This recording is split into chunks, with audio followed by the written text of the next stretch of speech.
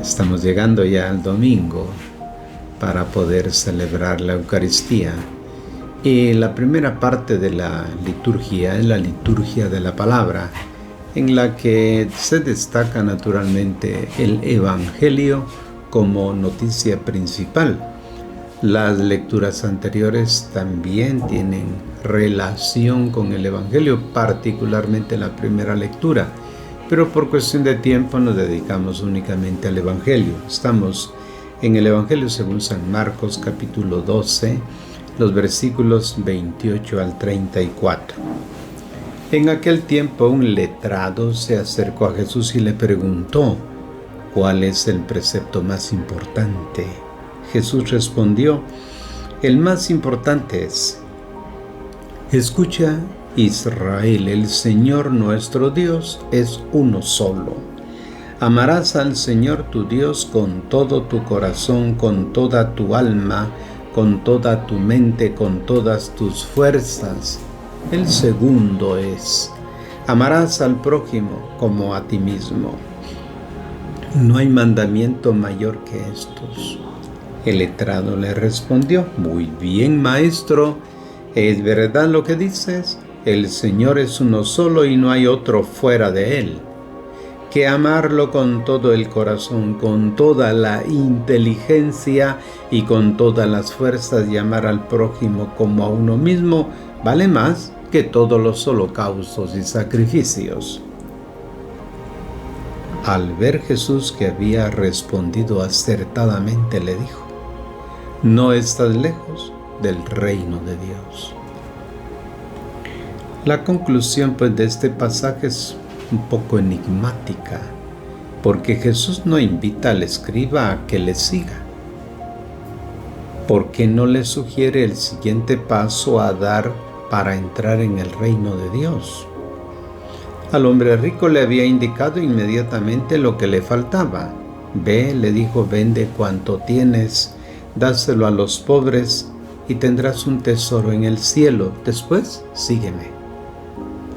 Suspendamos por ahora estas preguntas y comencemos a enmarcar el episodio con el fin de captar su mensaje. Hace 3 días que Jesús se encuentra en Jerusalén. Ha expulsado a los vendedores del lugar santo, un gesto que sentenció su ruptura con la autoridad religiosa. Los sumos sacerdotes, los escribas y los ancianos están estudiando la manera de atraparlo, le hacen preguntas capciosas, sopesan cada palabra que dice con el fin de encontrar algún pretexto para acusarlo y deshacerse de él. Mientras Jesús deambula por el templo, se le acercan y se le someten a una serie de cuestiones de carácter político y religioso. Jesús responde a todo, tranquilamente y con suma habilidad, hasta el punto que sus adversarios quedan atónitos y admirados. El Evangelio de hoy se sitúa en este contexto polémico. Un escriba que ha asistido a las controversias anteriores se adelanta y le hace también una pregunta: ¿cuál es el mandamiento más importante? A diferencia de los colegas que le precedieron, a él no le mueve el odio contra Jesús. No tiene intención de ponerlo a prueba. Ha oído cosas buenas sobre Jesús y quiere verificar su preparación bíblica. Mediante el uso de la Escritura, los rabinos habían recabado mandamientos que distinguían entre preceptos negativos, es decir, acciones a evitar, 365 como los días del año, y preceptos positivos, acciones a cumplir, que eran 248 como los miembros del cuerpo humano. Algunos de estos preceptos eran considerados menos importantes y otros más graves, pero la obligación de observarlos todos era igualmente rigurosa. Ahora bien, las mujeres estaban excluidas de los 248 preceptos positivos, pero incluso para ellas continuaban siendo pues muchos, demasiados. Se debatía si era posible resumirlos, reducirlos a lo esencial. Algunos rabinos no querían ni oír hablar de tal propuesta.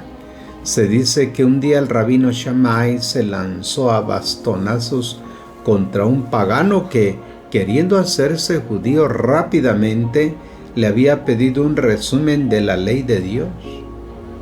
Otros rabinos eran bastante más razonables. Se daban cuenta de que los pobres de la tierra nunca hubieran podido aprender tantos preceptos y mucho menos cumplirlos. Muchos maestros sostenían que el mandamiento más importante pues era la observancia del sábado. Otros consideraban que el principal mandamiento era el que imponía no tener otros dioses. Era famosa la opinión del Rabí Hillel, que decía: lo que no quieras para ti no lo hagas para tu prójimo.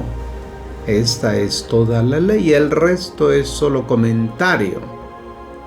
El Rabí Akiva enseñaba: amarás a tu prójimo como a ti mismo. Este es el gran principio de la ley. Y el rabino Simón, llamado el Justo, decía: el mundo se apoya en tres pilares: la ley, el culto y las obras de amor. Ahora bien, ¿cuál era la posición de Jesús frente al tema tan debatido?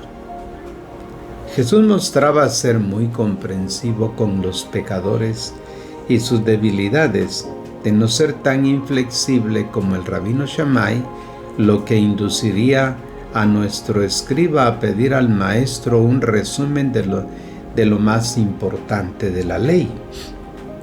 Otras veces Jesús había tomado partido contra los sabios que complicaban la vida de la gente simple, cargando sobre sus hombros el yugo insoportable de prescripciones minuciosas de las innumerables prácticas impuestas por la tradición de los ancianos. Así pues, la respuesta que da Jesús al escriba está tomada de la más conocida de las oraciones del pueblo judío, el Shema, es decir: escucha, Israel, el Señor nuestro Dios es el único Señor. Amarás al Señor tu Dios con todo tu corazón, con toda tu alma, con toda tu mente y con todas tus fuerzas. A continuación, sin ser preguntado, añade un segundo mandamiento, tomado del libro de Levítico: amarás a tu prójimo como a ti mismo. Está en Levítico 19:18. Como hemos aprendido de la primera lectura, que es aconsejable su lectura antes de la misa, Dios debe ser amado con todo el corazón, con toda el alma y con todas las fuerzas. Pero para Jesús esto no era suficiente. A estas tres facultades Jesús añade: con toda la mente. Si se quiere que la adhesión a Dios sea sólida e inquebrantable, no se la puede fundar en fugaces emociones religiosas o hacerla depender de cualquier devoción piadosa. Debe involucrar la mente. Debe ser el fruto de una elección consciente y bien ponderada que satisfaga plenamente incluso la razón. Quien no dedica tiempo al estudio de la palabra de Dios, quien es indiferente a los temas teológicos o a los problemas eclesiales, quien no es capaz de dar razón de su propia fe, no puede decir que ama a Dios con toda su mente. A continuación, Jesús une el amor a Dios al amor al hombre, haciendo inseparables ambos mandamientos, aunque no siempre sea fácil determinar lo que concretamente hay que hacer. El significado del amor al prójimo está clarísimo. Es la disponibilidad a hacer siempre lo que es bueno para el otro.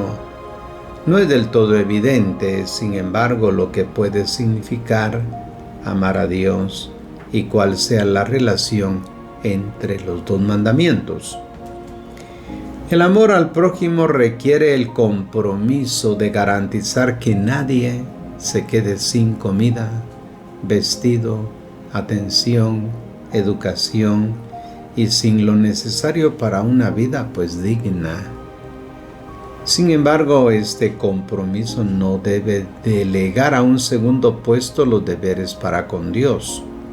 La oración, la misa dominical, las prácticas religiosas.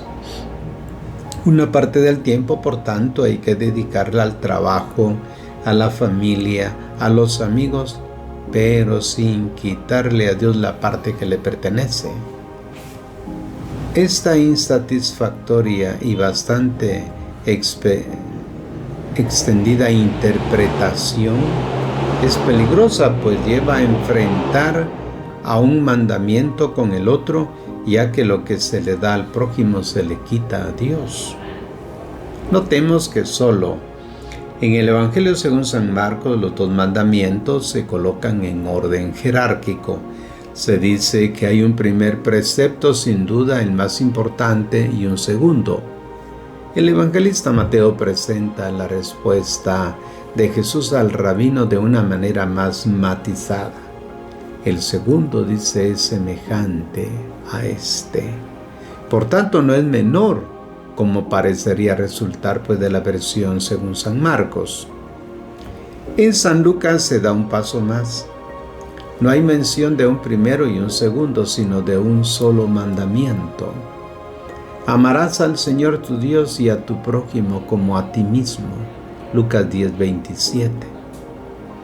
En todo el resto del Nuevo Testamento no se habla ya más de dos mandamientos que resuman la ley, sino de uno solo, que es el amor del prójimo. En el Evangelio según San Juan, Jesús declara: este es mi único mandamiento, que se amen unos a otros. Y San Pablo afirma que quien ama al prójimo ha cumplido toda la ley. De hecho, los mandamientos: no cometerás adulterio, no matarás, no robarás, no codiciarás, y cualquier otro precepto se resumen en este: amarás al prójimo como a ti mismo. Palabras: amarás a tu prójimo como a ti mismo. El amor es el cumplimiento pleno de la ley, según Romanos 13, 8 al 10. Escribiendo a los Gálatas es aún más explícito: porque toda la ley se cumple en un precepto: amarás a tu prójimo como a ti mismo. Gálatas 5, 14. Los dos mandamientos no pueden, por lo tanto, separarse, ya que constituyen la manifestación de un amor único, como dice San Juan. Si uno dice que ama a Dios mientras odia a su hermano, es un mentiroso. Quien no ama a su hermano miente, porque si no ama al hermano a quien ve, no puede amar a Dios a quien no ve. Primera carta de Juan 4:20. Amar a Dios no significa darle algo, tiempo, oraciones, canciones, sino compartir su proyecto en favor del hombre, recibir su amor y derramarlo entre los demás. ¿Se puede dar el hecho de amar al hombre sin amar a Dios? Tal posibilidad es tan impensable que en la Biblia ni siquiera la considera. Si alguno ama al hombre, ciertamente está animado por el Espíritu, porque el amor solo puede venir de Dios. Queda por aclarar lo que Jesús entendía por prójimo. Y el libro de Levítico incluye al extranjero entre las personas a quienes hay que amar. Cuando un emigrante se establezca entre ustedes en su país, no lo opriman. Será para ustedes como uno de sus compatriotas. Lo amarás como a ti mismo. Levítico 19, 33 al 34. Bastantes rabinos en referencia al pasaje de Génesis donde se dice que Dios creó al hombre y a todos los hombres a imagen y semejanza de Dios. Argumentaban pues que el término prójimo incluye a todos los hombres. En realidad, sin embargo, el mandamiento solo se refería a los miembros del pueblo de Israel, o a lo sumo a los que residían dentro de los límites de la Tierra Santa. Jesús pone fin a toda discriminación y declara sin dudarlo y de modo irrevocable: prójimo es quien quiera que se encuentre en necesidad, sea amigo o enemigo. Mateo 5, 43 al 48. En su respuesta, el escriba, retomando la declaración de Jesús, presenta la comparación entre la práctica de estos dos mandamientos y el culto ofrecido al templo. No tiene dificultad en pronunciar su sentencia, ya que, como buen rabino, ha estudiado los escritos y ha asimilado el pensamiento de los profetas y sabios de Israel. Él sabe que hacer justicia y equidad para el Señor vale más que un sacrificio. Recuerda la exclamación del salmista: tú no quieres sacrificios ni ofrendas, no pides holocaustos ni víctimas. Entonces yo digo: aquí estoy, deseo cumplir tu voluntad. Dios mío, llevo tu enseñanza en mis entrañas. Lo dice el Salmo 47. No tiene dudas, el amor es inmensamente más valioso y aceptable a Dios que cualquier ofrenda. Jesús, quien citando pues al profeta Oseas, ha dirigido en repetidas ocasiones a los fariseos la invitación: vayan a aprender lo que significa misericordia quiero y no sacrificios. No puede menos demostrar ahora su complacencia ante la sensibilidad espiritual de su interlocutor. Por eso añade: no estás lejos del reino de los cielos. Llegados a este punto podemos retomar las preguntas planteadas al principio. ¿Por qué no lo invitó a seguirle? El maestro ha alcanzado ya su meta, dando por finalizado el camino. Por eso los que le han seguido han visto sus obras, escuchado sus palabras y entendido su mensaje. Los que se han dejado abrir los ojos, como el ciego de Bartimeo, se ha unido a los discípulos en el camino, ya están capacitados para hacer la elección de dar la vida junto a Él y como Él. Nosotros, el sabio rabino del Evangelio, los devotos israelitas observantes de la ley, la gente buena y honesta, está solamente cerca del reino de Dios. Así que leer el Evangelio de Marcos es como hacer un viaje, pues. Puede ocurrir que, habiendo llegado a la última página, no se tenga todavía el coraje de ofrecer la propia vida como lo ha hecho Jesús. Puede ser que todavía no estemos plenamente convencidos de que su propuesta es la propuesta justa. No hay que desanimarse, basta recomenzar el viaje con Él desde Galilea. Un día, como ocurrió al ciego de Betsaida, Jesús finalmente nos abrirá los ojos a todos. Bien, gracias por su atención. Estaremos pronto meditando el próximo domingo, ya el domingo 32. Así que gracias por su atención. Hasta una próxima.